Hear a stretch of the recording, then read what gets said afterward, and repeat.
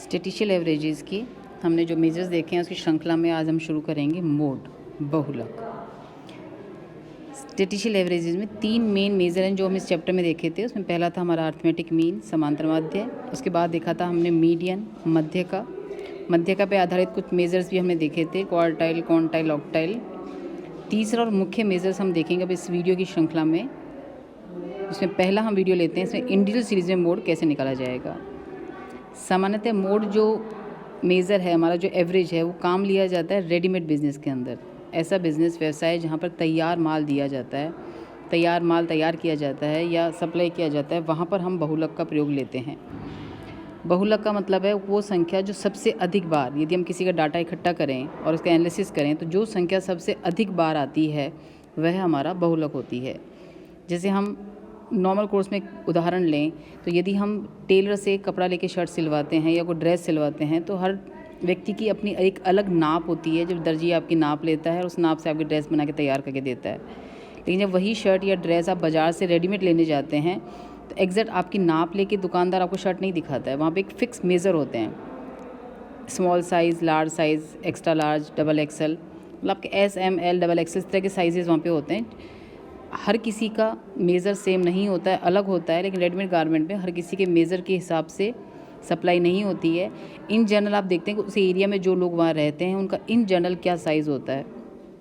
जो साइज़ सबसे अधिक बार आता है उसी को बेस मानकर और उसी मेज़र के आधार पर आप तय कर लेते हैं कि हाँ, हमें स्मॉल साइज़ ये लेना है, मीडियम ये लेगा, एल हमारा साइज़ ये होगा, और उसके आधार पर ही हम उस चीज़ को तैयार करते हैं। तो बहुलक हमारा वो होता है जो संख्या सबसे अधिक बार आती है।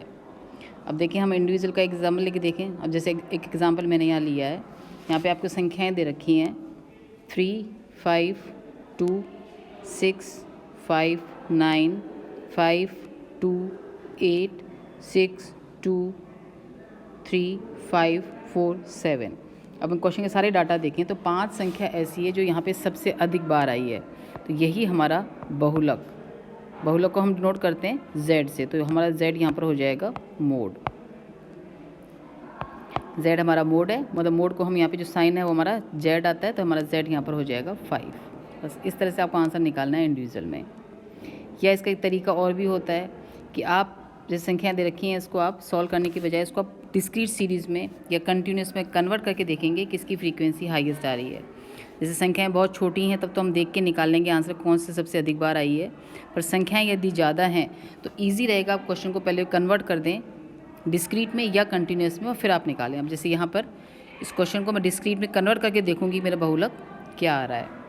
तो यहाँ पर सबसे छोटी वैल्यू मैं यहाँ पर ले लूँ तो मेरी सबसे छोटी वैल्यू यहाँ पर आ रही है 10.4।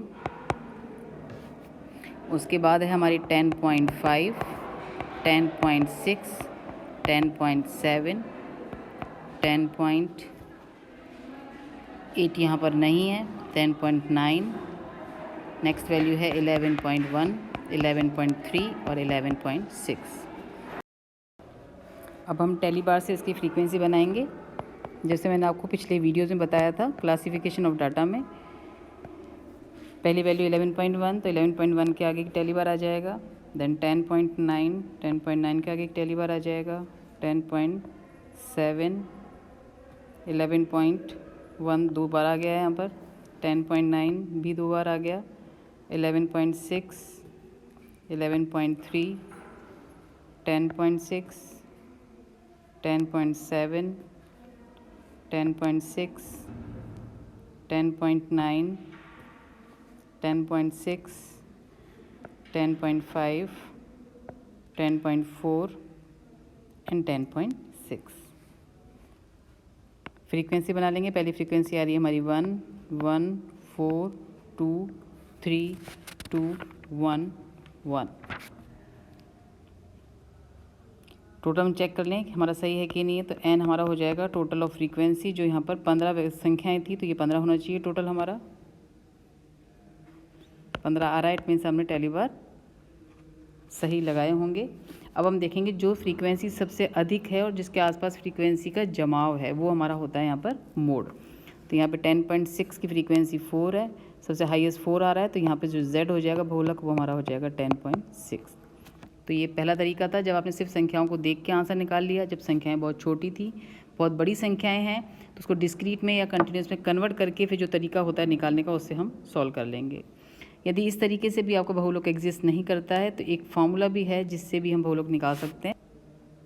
एक तरीका हमारा और है z निकालने का। तो यहाँ पर z निकालने का फार्मूला हमारा हो जाता है 3m, यानी मीडियन का 3 टाइम्स माइनस x बार का 2 टाइम्स। हम x बार m यदि हमने सॉल्व किए हुए हैं तो इस इक्वेशन से भी हम मोड ज्ञात कर सकते हैं। तो ये तरीके हैं हमारे इंडिविजुअल में बहुलक निकालने के।